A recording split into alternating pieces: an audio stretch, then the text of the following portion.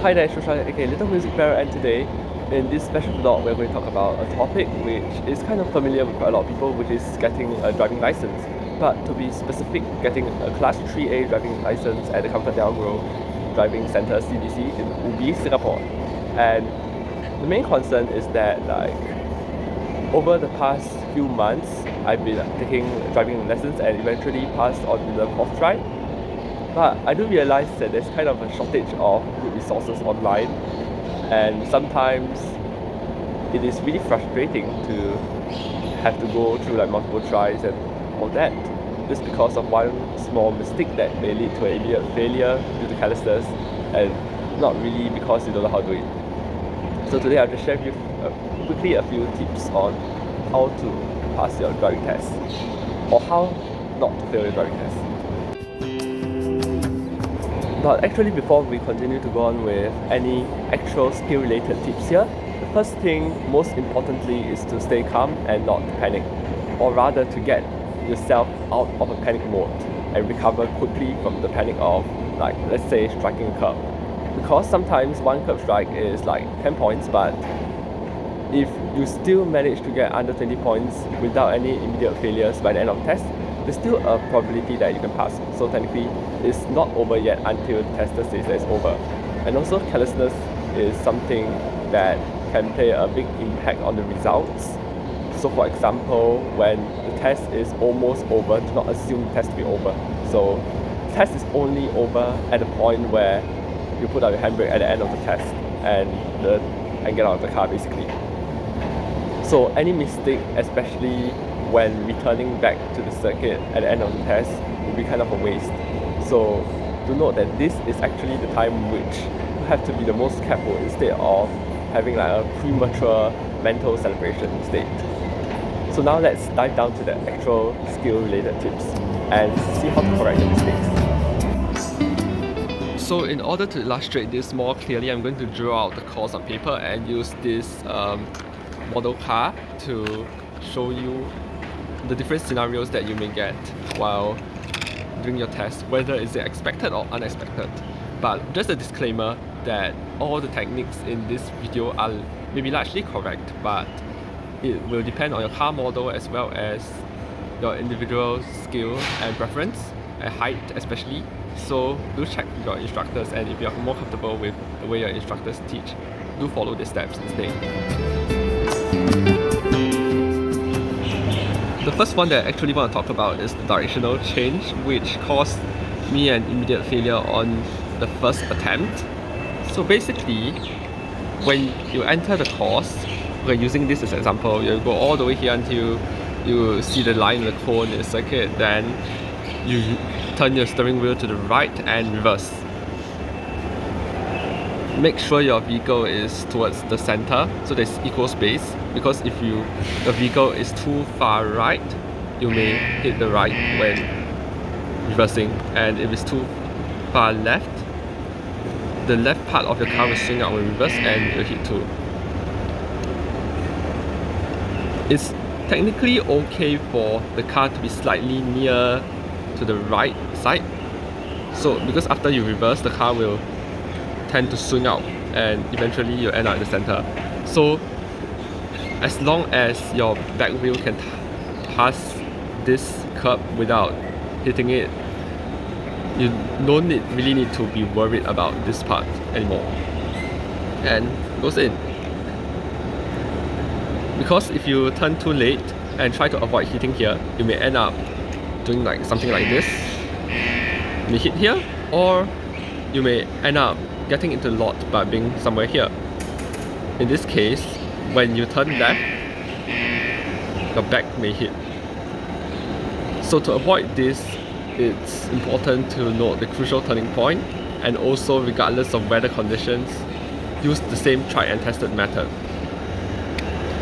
Also, if you were to look at the 3A, this is considered a narrow course, so require reverse maneuver or additional reverse maneuver. First one has no demerit points, so this is a free count.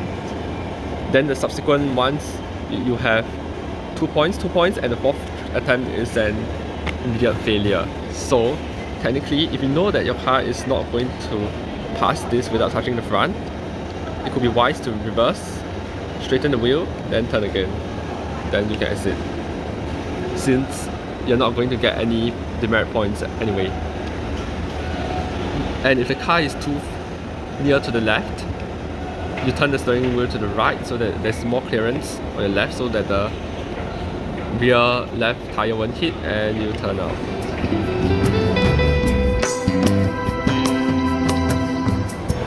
Now vertical parking. Now for vertical parking, it's actually quite straightforward. You just turn your wheel and reverse, and you end up in the lot. But the important thing is, if you were to miss the lot, for example, if you were to end up somewhere here or somewhere here, then you need to know how to adjust. If you end up somewhere here, you can turn back, you can change the direction and go all the way back to original starting position, then reverse slightly later so that you can go into the lot. And if you turn a bit too late, you can straighten the wheel so the car will go forward a bit, and from this mirror until you can see the whole two corners of the lot, then you turn back to the left all the way again, and there you go, you're in the lot.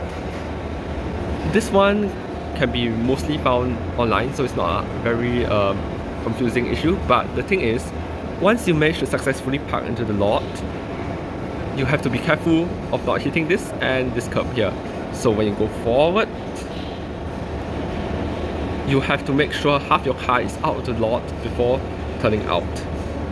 Because if you turn too early, your rear tire may end up hitting the curb here. No matter whether you turn right or left, because the side margins of the lot is narrow, you have to wait until half of your car clears the curb here before you turn out. And this is a common issue where, especially if mentally you are happy that you have gotten your car into the lot, and you tend to neglect the part when you're turning out. So turning out is also part of the test, and it will be quite a waste if you manage to park in but strike the curb or even mount the curb, immediate failure when going out. And this is another common scenario. You're in the lot and there's a car in front of you and you want to exit. Do note that if the car is quite near to the lot, you may not be able to not hit both the car and the curb at the same time. So if you try to turn early and avoid the car, you may end up hitting the curb on the back here. If you try to turn later and avoid hitting the curb, you may end up having an accident with the car in front. So the important thing is to just let the car move away first before you're free to go. And this also applies when you're parking outside. You let the car waiting in front of your lot go first, or signal for them to move a bit before you exit.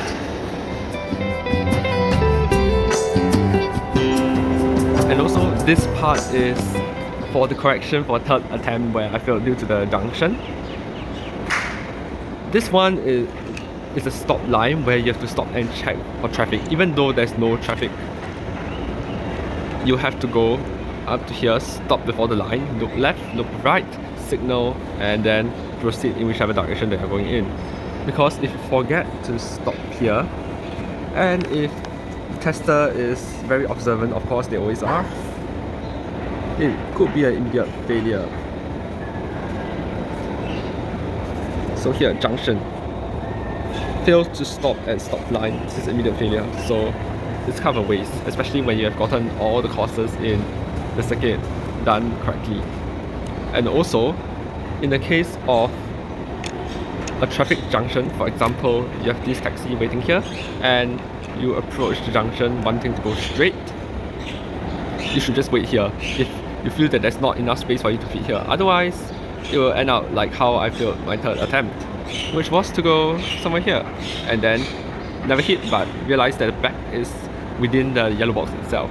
And even though the traffic lights are green is in your favor, if it turns red and this one still doesn't move, then you'll be stopping in the yellow box on red light, which is 10 points for that plus 8 points, and could be leading to a failure as well. So what you should do is just wait for this to move off. You remain here. Once there's enough space, then and the traffic lights are in favour, then you go. Also for this parking section, you have realised this. Turn steering whilst vehicle is stationary is 2 points. Maximum 2 for parallel, maximum 2 for vertical. So if you really need to turn steering while vehicle is stationary to avoid hitting, you just turn, because having 2 points is better than having 10 if you strike the curb. So if you want to avoid turning the steering while vehicle is stationary, try to move, but move a little bit. But this one really goes according to your own judgment. If you are not confident with your judgment, then just let the 2 points go. Simulated time technically is relatively generous, so you shouldn't exceed this timing. Maybe you can practice looking at the timer, but usually circuit conditions give a certain kind of pressure to go in as fast as you can, so technically you really wouldn't need to spend that much time. And this part, fail to confirm to safety, essentially means that you have to turn your head back to check when reversing, and you have to do it consistently, maybe every 5 seconds or so. So if you forget to turn, and if the tester really notices, it's 4 points. And at this rate, these 4 points added up multiple times could be very significant, and it could determine whether you pass or fail the test. And so that's the end of the video, but before I end this video, I'd like to encourage all those who have failed multiple times to just continue trying, and make sure you take notice of the mistakes you have made from the past tests and be careful not to repeat them. If you forget to check, for example, make an effort to check the next time, and I believe like this you slowly get closer and closer to passing. And given that you already probably spent a lot of money on the past sessions and whatever, sometimes maybe it's worth it to give it another try before your PDL expires in 2 years. And I do understand for private learners, booking a test slot can be pretty much annoying, but that one I really have nothing to say, so good luck and hope you pass the next driving test. Also, for those who have questions or comments, do drop them down in the comment section below, or if you wish to just share some tips, do feel free to do so. And till the next video, thank you very much for watching. Bye!